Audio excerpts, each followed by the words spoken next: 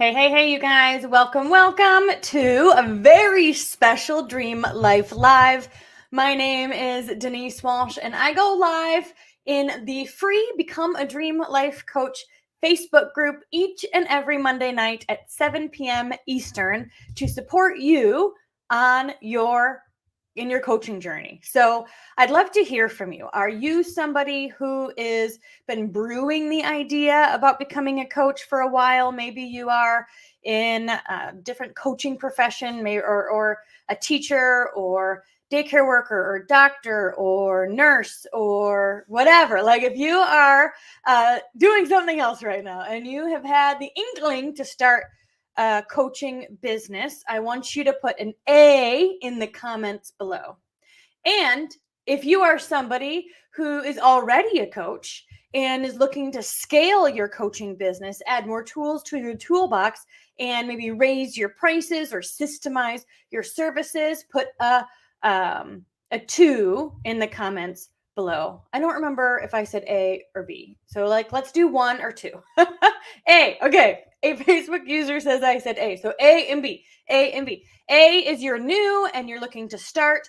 And B is you're already a coach of some sort and you're looking to scale. I'd love to hear from each of you, because today we are going to talk to a Dream Life coach who I actually started working with several years ago. We went back into the email archives to find out when she first responded to an email from me, and it happened to have been February of 2021, where she joined a mastermind that I had at that time. And we worked with her on identifying her ideal client and figuring out what offering she was going to present to her ideal client. And then once she figured out what offering it was, then it's figuring out the marketing pieces. And through the years, she has shifted and pivoted and tried and executed on several different niches with several different programs.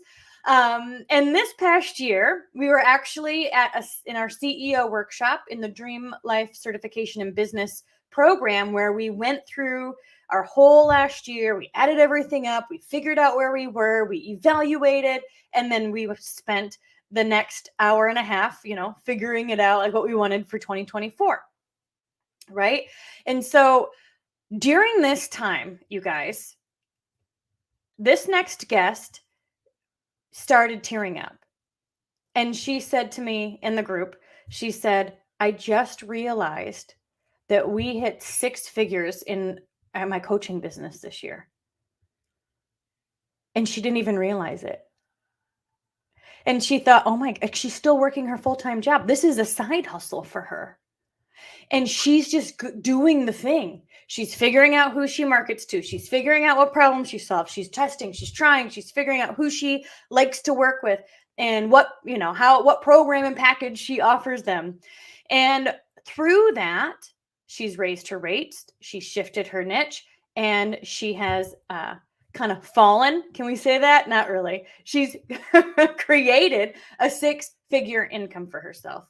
So I'm going to bring her on in just a minute, but I want to give her some kudos from those who are listening. Robin says, that's so awesome. Yeah, Robin, you're next, my friend, for sure. Joey says, hey, so great to pop in. Hey, Joey. Joey was at one of the first Dream Life adventures I did a few years ago. So stinking fun. We've got some people here who are looking to get started, and maybe you've been brewing the idea for a while, but it feels overwhelming and you're unsure. You're in the right place. And then we also have some people who are already coaches and they are looking to scale and get to 6 figures too. So Chrissy's here and she says, that's amazing. Yes. I'm excited for all of you to hear her story, because you are next. So big dreamer, welcome to Amore. Yay! Hello. So you have had quite a few shifts over the past 3 years that I have known you, but let's Yes. start back to what you did prior to starting your own business and tell us a little bit about why you were like, all right, I want to step into coaching to begin with. So I was a school leader and then I was a district leader, and I just felt like so much of my time was spent at work instead of with my family. And I was like, something needs to change, big time. So there was just a disproportionate time spent at work, and then potentially even bringing work home with you, right? Kind of oh yeah, always living in that yes, chaos. working like when I came home, working on the weekends, and I just was like, something has to give. I need to do something else. I love what I do. I love what I did. It's just the time and just realizing I was missing life. Like life is just going past me. My kids are growing up, and I was like, I need to do something different. And so when did you just like, for how long did it take you? Because I wonder if there's some people listening who are in that spot right now where they're like, okay, this is not it, but I don't quite know what to do. And I know when I was in that position in my clinical psychology career, it wasn't like I thought, I'm going to be a coach. And then I All started right, the next day, right? There's right some now. pivoting that has to happen and some decisions. And so how long were you in this brewing stage, as I like to call it? That I was probably at least a year, that or two.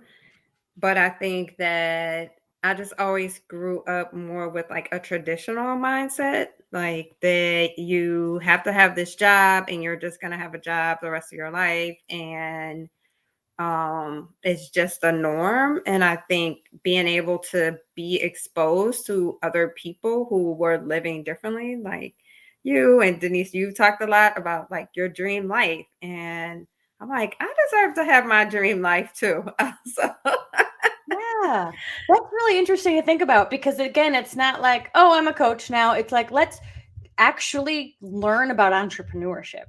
And the correct. pivot is certainly figuring out your program and who you talk to and your marketing message and your Yeah. strategy and your launch plan. But there's a lot of internal and mindset shifts that happen along the way as you become the CEO of your life and your business. No, definitely. I think the first thing that I had to do, and I did this through your 90-day program, was just my own mindset and working on things about my value and valuing myself and seeing myself as worth it. And also realizing that if a job is paying me a certain amount, like I'm worth more than that, actually. Like they're paying me a fraction of what I'm worth because like I'm doing all these things. So I'm like, huh. Well, if I see myself as worth that in my job, then how come I don't see my value? So I think like mindset was big time, and also just seeing my worth in who I am and that I am valuable. Yeah, absolutely. Becoming that CEO of your life and business means it kind of starts up here. Yeah. And then connecting, figuring out what you want, and then connecting it to that belief. Tell us a little bit about the pivots you made over the past few years in terms of your ideal client. Oh well, oh my goodness. I made so many pivots. So if people are like, oh, I tried this, like don't give up. I tried with my husband doing like some marriage things. And I really just made a list of like all the things I was interested in. And I feel like I'm always thinking of new things to be interested in. And so I did that. I did some things about money. I just tried a lot of different things. I feel like I'm just gonna say I tested a lot of things Well, to and as figure you're out testing, what you're was gonna figuring work. out a few things. You're figuring out, do I like this client? Like, do I want Right. to work with this type of person? You're looking at, do I have the skills and the, like, does my program support that person? But you're Yeah. also looking at, is this the type of person who is going to pay for my services? Do they Right. want what I have to offer? And so you're kind of testing things out. You're doing retreats. Do I like doing retreats? Do I'm doing, Yeah. workshops, you're hosting groups and all of these types of Yeah. things, and you're learning every single step of the way. So what are Yeah. some of the things you learned? Um, well, I learned that the marriage counseling wasn't really the thing for me. I love doing retreats. Like that's something that I love. But I also love doing in-person events. But I also learned that doing in-person events for me just didn't bring the like financial part that I needed. I was working a lot of hours, putting a lot of money into it, and I wasn't getting returns on it. So I learned that although some things I might enjoy doing, I also was like, oh, but it's not giving me the return that I need in order for it to be profitable. So I was like, so maybe that's not it. I also tried different like Facebook and Instagram and LinkedIn and tried to kind of learn like, where is my client? Where is my person? And I think in the midst of that, you can get discouraged when you're like, nobody's responding to my Facebook. I will tell everyone it does, all you need is one person to respond. And I learned that early on. It's like it really is not about the number of likes you're getting. It's not about the number of people. It's about consistency and people consistently seeing what you have to offer and you making your offer clear. Because there were times when I just was doing inspiration and I'm like, no one's responding to me, but they didn't know what was it I was selling because I was too scared to say I'm selling something. Yeah. Yeah, I think that's really true. Oftentimes we post like quotes or memes or like have a great day kind of stuff, Yeah. but we're not saying I'm open for business and you can work with me. Right. And that's truly what we need and what our clients want. They want to know, how can you help me, right? Right. And so Right. when we say I have a program that you might like and the doors are open, or I have 3 spots left, or I've got this, I've got an opportunity for you to join a free webinar to get to know me better. When you're Yeah. inviting them into your space so they can learn more about what you do, then they have the opportunity to say yes. I often say posting is the billboard, right? This Yeah. is like drive by, people are looking, it's name recognition, but the close happens in the messenger. The close happens in a more private setting where they're either coming into a free event, webinar, whatever it is, challenge, or through just messaging. So have you Yeah, found that definitely. too? Definitely, because and I also feel like, and you do this so well, it's like people are trying to get to know you Yeah. and like you can't expect them to want to get married and like you've only been on 4 or 5 dates and they've been short dates because they're just little posts. Like, okay. Right. So I just think consistency and continually to put myself out there help me be able to make some deeper connections and be able to sell like my product, which is a coaching business product. So did you find LinkedIn or Facebook or YouTube, or did you find one that you ended up being like, Oh that's yeah, I was doing YouTube too. I forgot about that. I did YouTube you videos too. did YouTube? Ah. I've done like all of them. I actually found my client on LinkedIn. That is where I've been able to make most of my connections, and my work was LinkedIn, and then maybe a few on Instagram. Okay. So Yeah. after all of that testing, testing ideal clients, testing the result you give, testing the social media app that your client is living on, who is your ideal client now? It is principals and district leaders, and I've been able to connect with many of them, to coach them, to help them be successful in their schools. So you are now working with the leadership of Yeah. the school districts and potentially some of the teachers to help them Yeah. elevate and create a better culture. Yes, to build a positive culture in schools. So, yes. Awesome. So how does becoming or being a Dream Life certified coach support you in that endeavor? One, I feel like I couldn't have done it without first doing my own inner work to believe in myself, to know that I'm valuable, that I have the skills to be successful, and that I'm worth it. And also to figure out what are the little voices that like are in my head that aren't true. Like, oh, nobody's responding. They don't like me. I don't have anything to like just working through that was first help me just get myself out there and consistently keep myself out there. And then being a part of a group, it just inspires you to try things because people are sharing different things they're trying. And it makes you be like, oh, okay, I could try that.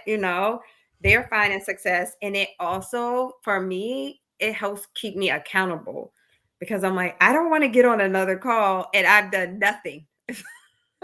And everyone else is like, I posted this and I wrote this contract. I'm like, no, I gotta do something. So I think the encouragement, and you just know you're around like-minded people who are caring for others and are trying to support others, and it just helped keep me encouraged in times when I wanted to give up, because there were times when I'm like, I feel like it's not working. Just to get on a call with other people made me be like, no, I can do this, and other people believe in me. So I think that, that was so important. I could not have done it just on my own. We will do way more when we know other people are watching. Yeah, and when they're going to ask, all right, Amor, how's it going for you? What's happening? And we will show up, because if it's up to us, you guys, we will always take the easiest route. That's just human nature. But when we know that people believe in us, that they are excited for us, we will rise up to the expectations of those in the room. And so you want to make sure you're putting yourself in a powerful room. And so I know that you've also been able to utilize the content within your workshops and your speeches and in the coaching that you do with the school. So tell me a little bit about that. Most definitely. I think the resources that you have shared with us, one, you also shared like business resources, like sample emails. I've used them and modified them for my area, as well as some of the curriculum. I've just modified it because, principals and school leaders are under a lot of stress. Teachers are under a lot of stress. And I did this one workshop using like negative and positive, like transforming your mindset. And I did it for parents for this school district, and it was for a group of women, and they were so excited. They were like, how come we don't do more parent events like this? And I was like, man, of course parents need to work on their thoughts. And it was the most amazing session that I had with them. They shared so much, but it just made me just really think about how many people really need this information and don't have it. Mm-hmm. Yeah, absolutely. So utilizing the Dream Life Pathway and the exercises and the visualizations and the little tools that you can use in a coaching session, but then also in a workshop setting is pretty dang cool. And so you've been able to utilize it with parents, with teachers, and consistently enough where now you're getting referrals into other school districts, and people on social media are like, oh, Amor, that's what you do. And now you're getting booked even in Michigan. I know. Tell us a bit about that connection. Well, so this was with a woman who I actually reached out to a while ago, and she didn't respond. And this is why I say, like, sometimes we feel like we're reaching out, we're putting ourselves out there, and you feel like you don't get a response. And so she hadn't responded to like, hey, here's some work. This might be interesting to like schools that you work with. She didn't respond. And this was probably 2 years. 2 years. This was actually just me trying something before I really was like, oh, I'm going to really do this. So then I tried other things. But anyway, a couple of months ago, she reached out to me and she said, hey, like, I'm seeing all your stuff on LinkedIn. So you're still doing like coaching with leaders and all of that? And I'm like, yes. And she said, oh, I might have something for you. And I'm like, okay, let's meet. So I met with her and she said, hey, I have 23 leaders and I would like for you to work with them. And I'm like, 23. Okay. I love it. Sure. I would love to. But it took some years for that to happen. And so I think about the timing of her being ready to. And I think that's something to think about, you guys, is sometimes we put a post out and we're like, all right, jump on it, everyone. But people are going through transitions every 6 months to a year, right? And so if they're not ready right now, if you are consistent with letting people know what you do, how you help them, and that your doors are open, when they are ready, they will think of you. And that's what happened here. Yeah, definitely. So you accidentally, I can't say accidentally, you intentionally created momentum in your business and hit 6 figures this past year while still working your full-time job. So what do you think were some of the pivotal things that supported that goal this year? I charged more. I stopped being afraid to charge people.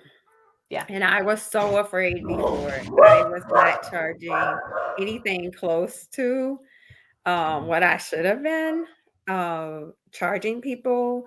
Like, for example, that the parent workshop, I charged $4,000 for an hour, and I was scared to say that number. And they came back with lower, like 3,500, and I said, okay, yes, I will do it for 3,500. But I mean, it took me a while to feel confident in charging. And really also, I think something you tell us too, Denise, is like people might ask you to do stuff and you might not feel ready, because I hadn't done a workshop like that, but you have to be like, okay, yes, sure, I can do that. And all I did was like go to this whole curriculum that you have taken us through. It was like, okay, what can I use? And I modified it. And it's like, oh, yes, I could do this. And it turned out so well. But it was using the resources that I had and not being afraid to like say the price, and also not being afraid to not have everything together. I think before I thought I had to have everything together and create it and all of that. And I was spending so much time just creating things. And yeah, I've wasted a lot of time. I did. You learned a lot along your journey. I did. I learned You've got a bunch of assets. It's all right.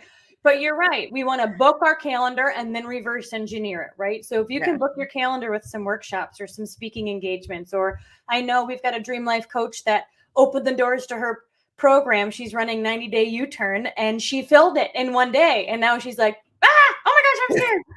But she's got it. It's just new, right? And so you open it up, you figure it out as you do. The other thing to consider, and I think this is really important for all of us as we go from traditional mindset to entrepreneurial mindset, is we're not trading time for hours, like hours for money. True.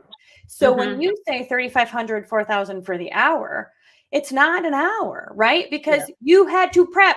You had to practice. It's your experience. It's your wisdom. It's your expertise. It's your insider knowledge to what the teachers and the parents are experiencing in the school. Like there's so much more that goes into it that it's not just an hour of time. It's truly 20 years of experience woven together and packaged in a way that only you can do. And so I think that as we go into entrepreneurship, we start really expanding. It's not just an hour. It's like all the value I bring to the table because of my experience and training and all of that. Yeah. And like you said, I mean, even the time I've spent learning from you, the time I've spent on other like coaching calls with the group and all of that. So it was more than an hour. I think you're right. It's just that mindset of like, oh, you get paid this amount per hour. Yeah. And it's like, no, there's so much more that goes into that. So true. And now you've got testimonies. And that builds your confidence, because the more you see people get results with your work, the more you're like needing to shout it from the rooftops, like, this is the best thing ever. Yes, and so and those testimonies bring you to the next event. And so it's just this cycle of letting people know what you have, telling them the results that they'll get, and then continuing to book more events. And I really think, like, for me, like I try to think of it in 5 areas. I test things. I failed at some things, which helped me to learn, and it helped me to improve and reinvent myself. And that is just continually testing, failing some, and that's okay, because it helped me to learn what I really wanted to do and what I could do and how I could help more people and make a bigger impact. Because now I'm not just making an impact on the principal, I'm making an impact on the teachers, which makes an impact on students. So I'm able to make a bigger impact. And then I was able to like, okay, let me improve, and then let me kind of reinvent. Yeah. Now I remember 2 years ago being like, okay, you work with corporate women. And I was like, And you were like, yeah. No, I was like, no, that's not exactly it. what you did. You were like, nope, I help marriages. And I was like, okay. So why do you think it was important to go through some of those pivots before kind of coming back to your roots? I think it's one, it's helped me be more focused on like what I really want to do and I'm good at. And then I don't have doubts about like, oh, but I wanted to do this marriage thing. Should I go back to the marriage thing? Because I've already done that. I was able to learn some things from that. And I've taken some things from what I learned from that to this. I was like able to coach a couple, and so I learned some stuff about preparing for that that's helped me in this. So I still was able to learn from it, but now I'm like, no, that's not it. It's just like easy to cross it off my list. Like, nope, that's not it. That's not what I want to do. Entrepreneurs are really good squirrels sometimes. We're like, oh, idea. So you tried some stuff, you figured it out. I found too that's when I was getting started, I was like, get me out of my current environment. Like I do Yes. not want to be in Yeah. education. I don't want to Yeah. be, for me, it was network marketing. I was like, I don't want to be doing network marketing stuff or at clinical psychology. And now I work with trauma and trafficking survivors. Like you bet. Come back to our roots a bit. And I think part of it is recognizing it's in our DNA and we got into that field for a reason. But maybe we can do it in a way that's not going to burn us out this time. Yeah, definitely. And I think that's it. Like I was burnt out. And so I was like, no, I don't want to still do this. But now, like you said, I've learned how to do it in a way because honestly, although I do have a full-time job and I'm doing this, I work less than I did when I was in that other job. So I'm like, okay, great. And you moved to Florida and you missed the 17 inches of snow we had recently. Yes. You are living your dream life. Yes, definitely. And Amore's coming to Costa Rica with us in March. It'll be so much fun. Can't wait.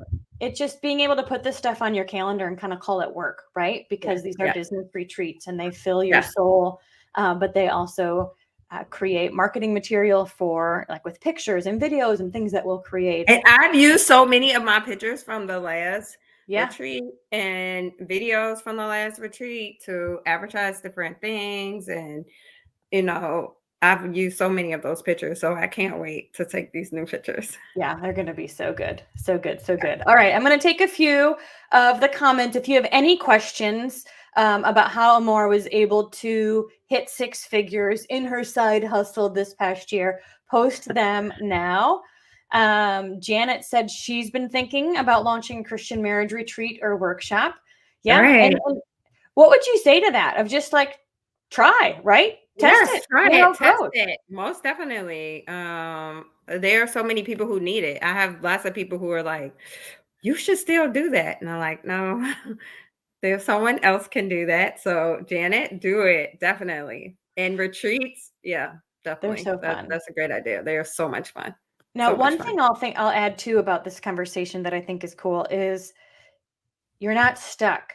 So I think sometimes when we are in deciding mode or in kind of wishy-washy, should I don't know, we are afraid to make a decision because it could be the wrong decision. Yeah. And what I'm hearing from you is there is no wrong decision. You learn and pivot. And so you don't have to have it all figured out. No. Yeah. No, Lisha is also coming to Costa Rica, and she's a fellow educator, and she's something like this. I can't wait to meet you and talk. Yes, definitely. Yeah, and Robin is also coming to Costa Rica, and she is a retired teacher and creating programs for teens and their parents. It's the cool thing is that the how leads. Like the next step always comes, right? So Robin is marketing for teens, but the parents were like, I need that. And so she's like, okay, I'll do it. Yes, Robin. Yeah, it's super fun.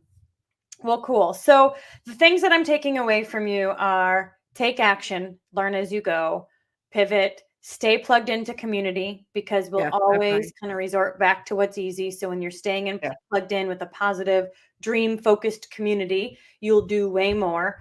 And raise your rates. And I don't know, guys, like you might not all start with a $10,000, $15,000 program, but that's Right. okay. Start with $100 program and then Right. grow. And as you continue to get testimonies and you gain confidence in what you do, and you realize that everybody needs this and not Yes. everybody knows it. Like sometimes we Yes. think, oh, everybody knows it. They don't.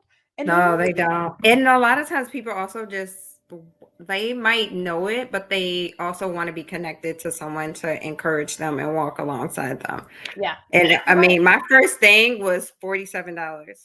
And I just can't believe it. I'm like, Yeah. that was nothing. That just didn't make sense. My first program, I said, pay what you can. Pay what you can. And so I had some people paying $500 a month because I said it's a $500 a month program, but since this is the first time I'm running it, you can pay what feels comfortable for you. And Yeah. what that did was that taught me what people could say yes to without having to ask their husbands. So Mm. it was really an interesting social experiment. But I had some people pay me $50 a month and some people pay me 500. It was really interesting. So, yeah, so learning and growing and gaining that confidence that what you're doing is important and people need it, and raising your rates along the way. So Janet has a question, and I think she says, I think she means, should I have different prices for different programs? Do you have any thoughts on that? Oh yeah. So when I created mine, I created it in tiers. So I have it's like three tiers. So the bottom is like for me is I'll do a workshop or something like that. That's tier one, and that's a certain price. And then tier two is a workshop with coaching. And then tier three is I'll do the workshop coaching of like different groups of like people. And so really I created it based off of tier two is really my sweet spot, like my signature spot. I love to do some type of workshop with some coaching because I feel like you'll do more work, you'll be more successful. So that's my sweet spot is tier two. But there's some people who are like, oh, I can't do that financially. So it's like, oh, well, actually, you can still get to work with me or tier one. So I created a 3-tier framework. The other thing I found is when you're doing kind of a bigger, for example, with speaking engagements, right? It's one-time investment for them. I have them do half down and then half once it's Yeah. done. So then Yeah. it splits up the payment for them so they feel like it's not one big So chunk, one. Yeah. right? Offering Yeah. payment plans, things like that. But Yeah. what I found too, Janet, in terms of pricing, is the cheaper the program, the more group it is, community focused, and the Mhm. higher tickets, the more one-on-one time there Yeah. potentially could be. Yeah. So Yeah. cool. That's good. Awesome. Any other questions, let us know. But if you are interested in becoming a Dream Life coach and learning how you can start creating your six-figure side hustle, put coach in the comments below. The doors are open to the Dream Life certification program. We are going on to a retreat in May in Gatlinburg, Tennessee, and you would be invited to that. It includes the Dream Life adventure plus all of the business content and the clinical skills that Amor has been sharing with us today. So, Amor, do you have anything to say to anyone who's on the fence about getting started with us? Just to do it. It will not only for me, it helped me personally to just be better, to love myself and to stop my like sabotaging thoughts and not getting to where I needed to be. But now it's not only helped me, it now helped me and create my business. And then I'm still able to use those skills to help other people. So, I mean, I didn't even have to like create a lot from this. It was just plug and play and like using it with my group of people. So, yes, do it. Do it. Do it. It's so worth it. And the retreats are amazing. It just helps you go to a whole nother level. Absolutely. We bust through your own personal glass ceiling personally, so then you can go and impact more people with your business. So thank you so much for being Thanks available for having tonight me. and sharing a bit of your story. Congratulations for hitting Thank 6 you. figures this year. I know we're brainstorming how to double that easily and effortlessly with systems in place and less kind of grinding on your end. Now that you have a program you love, it's now just about getting it out into the world. So congratulations. Thank you again to everybody who's listening. If you're interested in getting started with us, then be sure to comment coach below and we'll set up a time to chat. So have Thank an you, awesome Denise. Day. Thank you, Denise. Best coach ever. Thank you. Thank you. All right, you guys have an awesome night. We'll see you soon.